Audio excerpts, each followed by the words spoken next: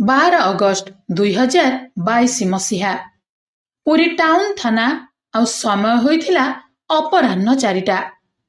ହଠାତ୍ 2 ଜଣ ଦୌଡ଼ି ଦୌଡ଼ି ଆସି ଥାନା ଭିତରେ ପଶିଗଲେ ଆଉ କହିଲେ କି ସାର୍, ଆମକୁ ଜଲ୍ଦି ଜଲ୍ଦି ହାଜତ ଭିତରେ ପୁରାଇ ଦିଅନ୍ତୁ। ସେମାନଙ୍କ ଚେହେରାରେ ଭୟ ସ୍ପଷ୍ଟ ବାରି ହୋଇ ପଡୁଥିଲା। ଏତେ ଜୋରେ ଦୌଡ଼ିକି ଆସିଥିଲେ ଯେ ଜୋର ଜୋର ଧଇଁସଇଁ ହେଉଥିଲେ। ସେମାନେ ଥରୁଥିଲେ। ଯେତେବେଳେ ପୋଲିସ ସେମାନଙ୍କୁ ପଚାରିଲେ କି ତମେମାନେ କିଏ ଆଉ କାହିଁକି ନିଜକୁ ହାଜତରେ ଭର୍ତ୍ତି କରିବା ପାଇଁ କହୁଛ, ସେହି 2 ଜଣ ଯାହା କହିଲେ ପୋଲିସ ଶୁଣିକି ତାଜୁବ ହୋଇଗଲା। ପୋଲିସର ଆଖି ବଡ଼ ବଡ଼ ହୋଇଗଲା। ସେମାନେ କହିଲେ କି ସାର୍, ଗତ 3 ଦିନ ହେଲା ଆମ ସାଥିରେ ଅଜବ ଅଜବ ଘଟଣା ଘଟୁଛି।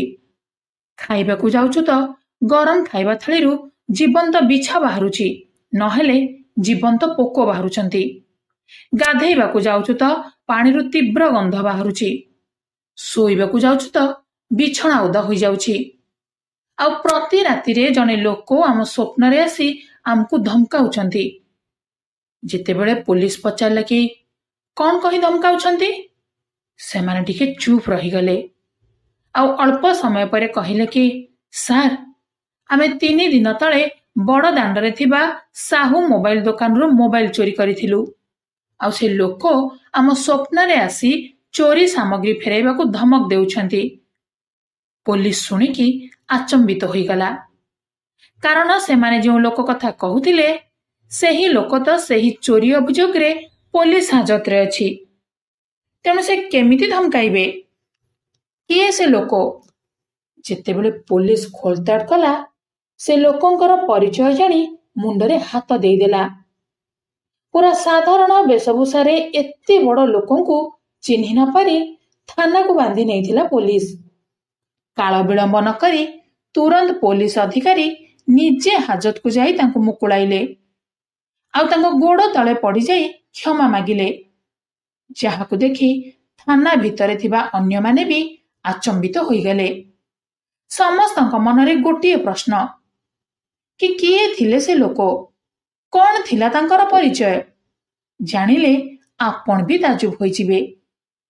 ପୋଲିସ ଲୋକଲଜ୍ଜା ଭୟରେ ଏ ଘଟଣାକୁ ପୁରା ଚପାଇ ଦେଇଥିଲା। ହେଲେ ଯେତେବେଳେ ଏକଥା ସାମ୍ନାକୁ ଆସିଲା, ସାଧାରଣରେ ଜୋରଦାର ଚର୍ଚ୍ଚା ଆରମ୍ଭ ହୋଇଯାଇଥିଲା। ପୁରା ଭିଡିଓ ଦେଖନ୍ତୁ। ଅବିଶ୍ୱାସ ହେବା ପରି ଘଟଣା ଘଟିଥିଲା। ପୁରା ଦେଖିବା ପରେ ଆପଣ ବି ଭାବିବେ କି ଏମିତି କେମିତି ହୋଇପାରେ। ପୁରା ଭିଡିଓ ଦେଖି ଲାଇକ୍ କମେଣ୍ଟ କରିବା ସହିତ ଚ୍ୟାନେଲକୁ ସବସ୍କ୍ରାଇବ କରିଦେବେ। ଯେଉଁମାନେ ନିଜର ନାଁ ଓ ଜାଗା ନାଁ ଲେଖି କମେଣ୍ଟ କରିବେ, ପରବର୍ତ୍ତୀ ଭିଡିଓରେ ସେମାନଙ୍କର ନାଁ ଘୋଷଣା ହେବ। 2022 ମସିହା ଅଗଷ୍ଟ ମାସ 9 ତାରିଖ ରାତି 12ଟା ସମୟ। ଜଣେ ନିର୍ଦ୍ଦୋଷ ସାଧୁଙ୍କୁ ଯେତେବେଳେ ପୋଲିସ ଗିରଫ କରି ହାଜତରେ ଭର୍ତ୍ତି କରିଦେଲା, 3 ଦିନ ପରେ ଏକ ଏମିତି ଚମତ୍କାର ଘଟଣା ଘଟିଲା ଯେ ପୋଲିସ ବାବୁଙ୍କର ନିଦ ହଜିଗଲା। ଏ ଘଟଣା ଘଟିଥିଲା ପୁରୀରେ। ସେ ରାତିରେ ଯେତେବେଳେ ପୁରା ବଡ଼ଦାଣ୍ଡ ସୁନସାନ ଥିଲା, ସମସ୍ତେ ନିଜ ଦୋକାନ ବନ୍ଦ କରି ଘରକୁ ପଳାଇଥିଲେ।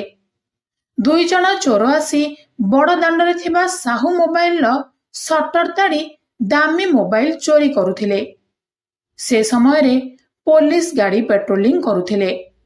ଆଉ ସେମାନେ ଯେମିତି ସେହି ସ୍ଥାନରେ ପହଞ୍ଚିଛନ୍ତି, 2 ଚୋର ଡରିଗଲେ ଆଉ ଚୋରି ମୋବାଇଲ ନେଇ ତୁରନ୍ତ ପଛପଟ ରାସ୍ତା ଦେଇ ଫେରାର ହୋଇଗଲେ। ହେଲେ ସେହି ରାସ୍ତା ଦେଇ ଜଣେ ସାଧୁ ଯାଉଥିଲେ। ଦେଖିବାକୁ ପୁରା ସାଦାସିଧା ଥିଲେ। ନା ଥିଲା ଗେରୁଆ ବସ୍ତ୍ର, ନା ମୁହଁରେ ଦାଢ଼ି, ନା ଜଟ। ସାଦା ସିଧା ଧୋତି ପଞ୍ଜାବୀ ପିନ୍ଧି ସେ ମଠ ଆଡ଼କୁ ଯାଉଥିଲେ। କେମିତି କେଜାଣି ପୋଲିସର ସନ୍ଦେହ ତାଙ୍କ ଉପରେ ହେଲା ଆଉ ଚୋରି ସନ୍ଦେହରୁ ତାଙ୍କୁ ଥାନାକୁ ନେଇ ଆସିଲେ। ସେ ଯେତେ ବି ପୋଲିସକୁ ବୁଝାଇବାକୁ ଚେଷ୍ଟା କଲେ କି ଚୋରି କରିନି ବୋଲି, ପୋଲିସ ଜମା ଶୁଣିଲାନି। ରାତି 12ଟା ବାଜିଥିଲା। କେବଳ ଘଟଣାସ୍ଥଳ ଦେଇ ଯାଉଥିଲେ ବୋଲି ପୋଲିସ ତାଙ୍କୁ ଉଠାଇ ନେଇଥିଲା। ପୋଲିସ ପଚରା ଉଚରା କରିବା ପରେ ସେ କହିଲେ କି ମୋ ନାଁ ବିଚିତ୍ରାନନ୍ଦ ମହାରାଜ। ଉତ୍ତରାଖଣ୍ଡରେ ମୋର ଆଶ୍ରମ ଅଛି। ମହାପ୍ରଭୁଙ୍କର ଦର୍ଶନ ପାଇଁ ମୁଁ ପୁରୀ ଆସିଥିଲି ଆଉ ସେ ସମୟରେ ମୁଁ ମଠକୁ ଯାଉଥିଲି ରହିବା ପାଇଁ। ମୁଁ ଜଣେ ସାଧୁ ଆଉ ଏ ମୋହ ମାୟା ଠାରୁ ବହୁତ ଦୂରରେ। ମୁଁ 16 ବର୍ଷ ବୟସରୁ ହିଁ ଘର ପରିବାର ଛାଡ଼ି ଦୀକ୍ଷା ଧାରଣ କରିଥିଲି। ସେବେଠୁ ମୁଁ ମୋ ଗୁରୁଙ୍କ ଚରଣରେ ରହି ଆସୁଛି। ଆଉ ଏବେ 4 ବର୍ଷ ହେଲା ମୁଁ ତୀର୍ଥ ଯାତ୍ରା କରି ବିଭିନ୍ନ ଧର୍ମପୀଠ ବୁଲୁଛି। ଏତିକି କହି ସେ ସାଧୁ ଜଣକ ଧ୍ୟାନ କରିବାକୁ ଲାଗିଲେ। ପୋଲିସ ଅବିଶ୍ୱାସ କରି ଚୋରି କେସରେ ତାଙ୍କୁ ପକାଇଦେଲେ। ପୁରା ଗୋଟିଏ ଦିନ ବିତିଗଲା, ହେଲେ ସେ ସାଧୁ ଜଣକ ଧ୍ୟାନରୁ ବାହାରିଲେନି। ଆଉ ଦେଖୁ ଦେଖୁ ପୁରା 3 ଦିନ ବିତିଗଲା, ହେଲେ ସେ ଏବେ ବି ଧ୍ୟାନରେ ବସି ରହିଥିଲେ। ଆଉ ଏହି 3 ଦିନ ସେ ଗୋଟିଏ ଥର ଅନ୍ନ ଗ୍ରହଣ କରିନଥିଲେ କି ପୋଲିସ ଯେତେ ଡାକିଲେ ବି ଶୁଣୁନଥିଲେ। ଥାନାର ସମସ୍ତେ ଚିନ୍ତାରେ ପଡ଼ିଯାଇଥିଲେ କି ଜଣେ ଲୋକ ଏତେ ଏକାଗ୍ରଚିତ କେମିତି ହୋଇପାରିବ। ସେହି ଘଟଣାର 3 ଦିନ ପରେ ଟାଉନ ଥାନାରେ ଏମିତି ଚମତ୍କାର ହେଲା ଯେ ଦେଖିକି ସମସ୍ତଙ୍କର ରୁମ ଟାଙ୍କୁରିଗଲା। ସେହି ଦିନ ହିଁ ସେହି 2 ଚୋର ଦୌଡ଼ିକି ଥାନା ଭିତରକୁ ପଶିଗଲେ। ଆଉ ଯେତିକି ବି ମୋବାଇଲ ଚୋରି କରିଥିଲେ ସେ ସବୁ ପୋଲିସ ଟେବୁଲ ଉପରେ ରଖିଦେଲେ। କହିଲେ କି ସାର୍, ଆମକୁ ଶୀଘ୍ର ହାଜତରେ ଭର୍ତ୍ତି କରିଦିଅନ୍ତୁ। ଆମେ ହିଁ 9 ତାରିଖ ରାତିରେ ସାହୁ ମୋବାଇଲ ଦୋକାନରୁ ଏସବୁ ମୋବାଇଲ ଚୋରି କରିଥିଲୁ। ସାର୍, ଆମକୁ ଜଲ୍ଦି ହାଜତରେ ଭର୍ତ୍ତି କରିଦିଅନ୍ତୁ, ନହେଲେ ସେ ଆମକୁ ଛାଡ଼ିବନି। ପୋଲିସ ଆଶ୍ଚର୍ଯ୍ୟରେ କବାଟ ଆଡ଼କୁ ଅନେଇଲେ। ପଚାରିଲେ କି କିଏ ଛାଡ଼ିବନି? ଆଉ ତମେମାନେ ତ ଧରା ପଡ଼ିନଥିଲ, ଏବେ କେମିତି ଆସି ନିଜକୁ ସରେଣ୍ଡର କରୁଛ? ସେଠୁ ସେମାନେ କହିଲେ କି ସାର୍, ଗୋଟିଏ ଛାଇ ଆମକୁ ପିଛା କରୁଛି।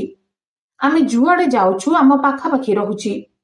ଆଉ ଆଶ୍ଚର୍ଯ୍ୟର କଥା କି ଗତ 3 ଦିନ ହେଲା ଆମେ ନା ଠିକରେ ଖାଇପାରୁଛୁ, ନା ଠିକରେ ଶୋଇପାରୁଛୁ, ନା କିଛି ବି କାମ ଠିକରେ ହୋଇପାରୁଛି।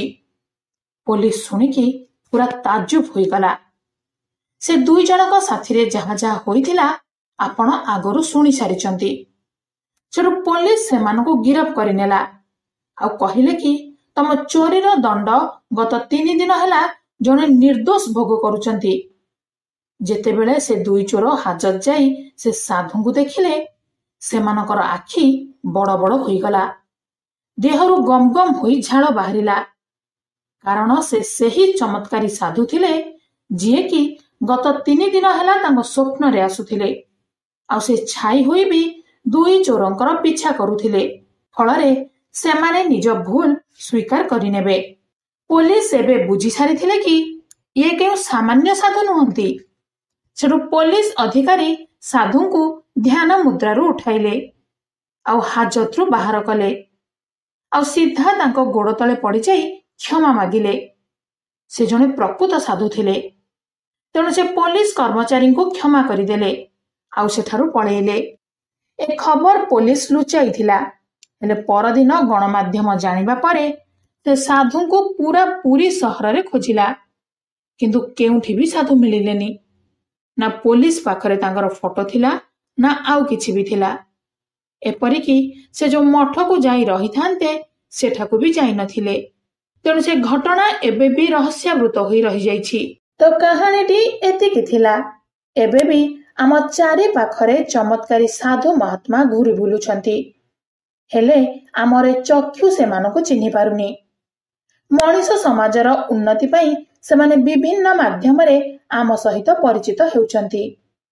ମନେ ରଖନ୍ତୁ, ଯଦି ଏମିତି କେବେ ଆପଣଙ୍କ ସହିତ ଜଣେ ପ୍ରକୃତ ଚମତ୍କାରୀ ସାଧୁ ଭେଟ ହୋଇଗଲେ, ତାହେଲେ ତାଙ୍କ ପାଖରୁ ଆପଣଙ୍କୁ ନିଶ୍ଚୟ କିଛି ସଂକେତ ମିଳିବ।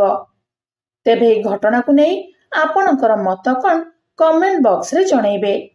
ଭିଡିଓକୁ ଲାଇକ୍ ସେୟାର କରି ଚ୍ୟାନେଲକୁ ସବସ୍କ୍ରାଇବ କରିଦେବେ।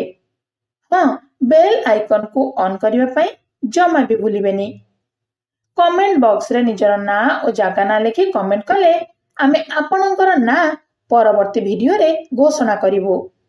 ଆମ ଭିଡିଓକୁ ପୁରା ଦେଖିବା ସହିତ ଲାଇକ୍, କମେଣ୍ଟ ଓ ସେୟାର କରିଥିବା ବ୍ୟକ୍ତିମାନେ ହେଲେ ମାନସୀ ସ୍ୱାଇଁ, ପ୍ରଶାନ୍ତ ସ୍ୱାଇଁ, ଜଗତସିଂହପୁର, ଗୀତାଞ୍ଜଳି ସାହୁ, ପୁରୀ, ଯଶୋବନ୍ତ ରକ୍ସ, ସୁନ୍ଦରଗଡ଼, ଭାସ୍କର ବେହେରା, ଦୁବାଇ, ଶରତ ପ୍ରଭା ପାଣିଗ୍ରାହୀ, ଦିଲ୍ଲୀପ ପୁଣ୍ଟିଆ, ଭଦ୍ରକ, ରଜନୀ ସିଂ, ଝାରସୁଗୁଡ଼ା, ରତ୍ନଚାନ୍ଦ କୋମରଦା, ବାଲେଶ୍ୱର। ଆପଣମାନଙ୍କୁ ଅନେକ ଅନେକ ଧନ୍ୟବାଦ। ଆଶା କରୁଛି ଏମିତି ଆମ ସହିତ ସବୁବେଳେ ଯୋଡ଼ି ହୋଇ ରହିବେ ଆଉ ଆମକୁ ଉତ୍ସାହିତ କରୁଥିବେ। ଧନ୍ୟବାଦ।